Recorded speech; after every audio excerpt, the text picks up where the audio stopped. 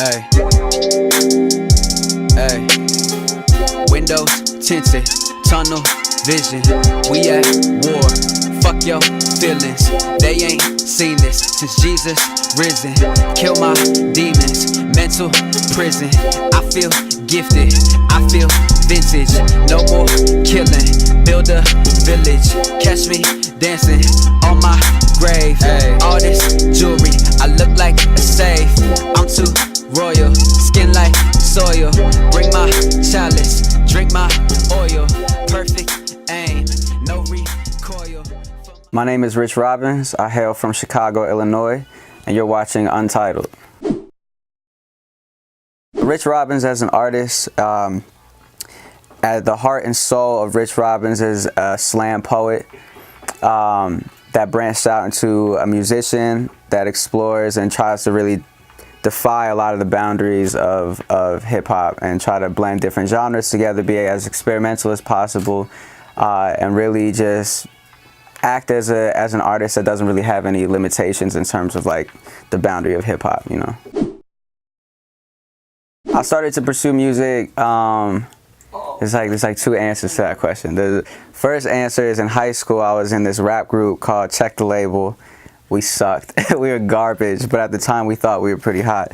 And that kind of translated into joining the spoken word club where I did a lot of slam poetry and being immersed into this organization called Young Chicago Authors, which fostered like Chance and artists like No Name and Mick Jenkins and Saba. Being in that realm, I kind of saw where music could take you and where like good writing could take you, you know? And so after high school, I got accepted into the scholarship program called First Wave, which is a hip hop and urban art scholarship program. So they paid for all 4 years of my tuition, and I came and did art that was grounded in activism and social awareness. And ever since then, I've really just been just pursuing that musician title, you know. Damn, music to me is everything. It's storytelling, but it's also feelings and emotions. To me, it's the most pure way of getting across a message. You know, if you have something to say, then music is the way to do it.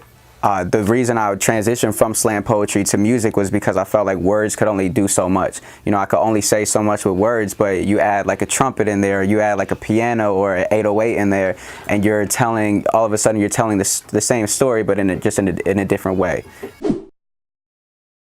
Inside of music, I would say my top influences are Childish Gambino, Lauryn Hill, some Stevie Wonder up in there, some Lauryn Hill up in there, Tyler the Creator, Tierra Whack is somebody that I've been listening to a lot. She's from Philly. I grew up in Philly, so I like Tierra.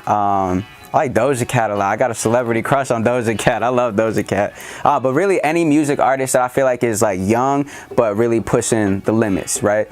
Outside of music, damn, I'm a big anime fan. So really like any raw anime, that's kind of influencing me right now.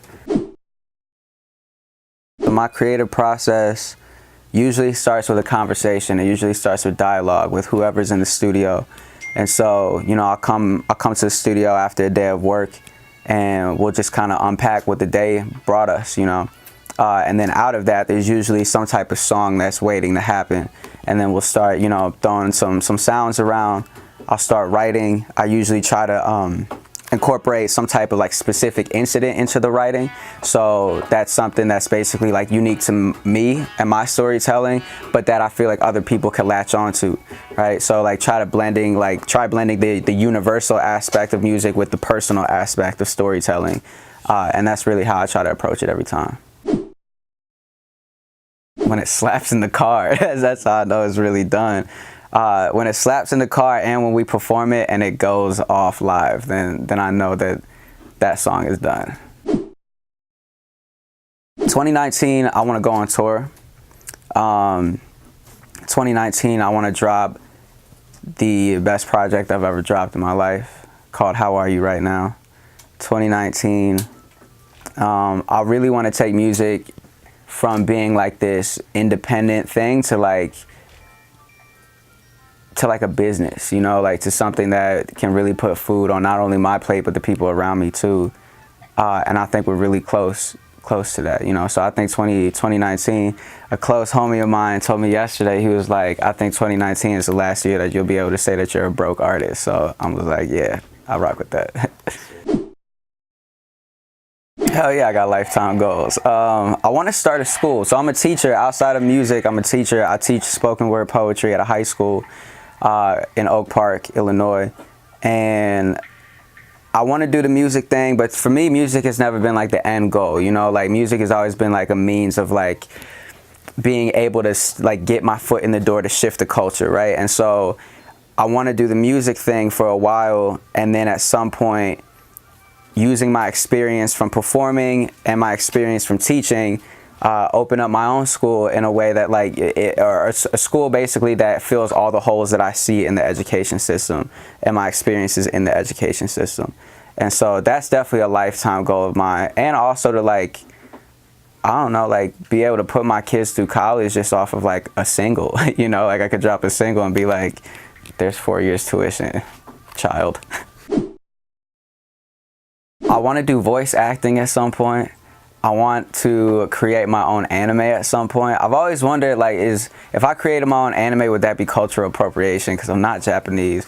But I think I could definitely, like, make a raw one. I watch a lot of anime, bro. So I think I got these ideas. I got concepts in my head that I'm like it would be dope to come out with an anime that's, like, super, like, it's like authentic to anime culture but also incorporates hip-hop into it in some way, whether that's like the soundtrack or like the way the characters dress or whatever. That's a passion of mine. Yeah, I want to be remembered for being an artist and a person who was able to keep his humanity throughout the entire process, never become jaded at any point, but really show people, especially youth, especially brown youth, how possible it is to pursue whatever it is that you want to pursue. And as cliche as that sounds, it's a lot harder than it sounds, right? To be able to like pursue your passion, but also like, pursue your passion in a way that like puts food on your plate, but also impacts the communities that you're in. And that's really like, when I go down, like I want people to be like, he was a dope artist. We could always listen to his music. It's always applicable, but he was also a really genuine person, like to the death of him, you know? Best piece of advice, the motto I live by is, it's better to have and not need than to need and not have. And so I got that from my father. And I've always lived with that, you know, like whether that's like an item that like, you know, oh, should I bring a jacket out? It's like 40 degrees. Maybe I don't need a jacket, but no, it's probably better just to have the jacket, even if you don't need it, right? All the way to something like to like people in your life, right? Like people that you keep close to you. I think that's one thing. Another piece of advice,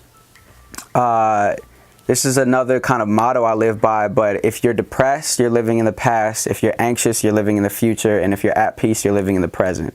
And so to always keep yourself grounded, always keep yourself in the moment, because when you start worrying about things that are going to happen, they haven't happened yet. And so it's really not worth the investment and the stress that we oftentimes put into those situations, right? So, yeah, those two little mantras are what I live by. Yeah, I got this album called How Are You right now, dropping sometime. I decide when it's ready. I truly believe it's an incredible project. Yeah, other than that, am I missing anything? E? Well, how are you right now? How am I right now? I feel at peace right now. I feel very calm right now. I feel collected right now. I feel accomplished. Working on a documentary, possible spring EP. Yeah, all right. So there's How Are You right now is coming out before the summer. We have a summer EP plan, a documentary plan. When I say plan, like they're gonna come out. And watch out for the anime that I'm gonna make one day. Yeah.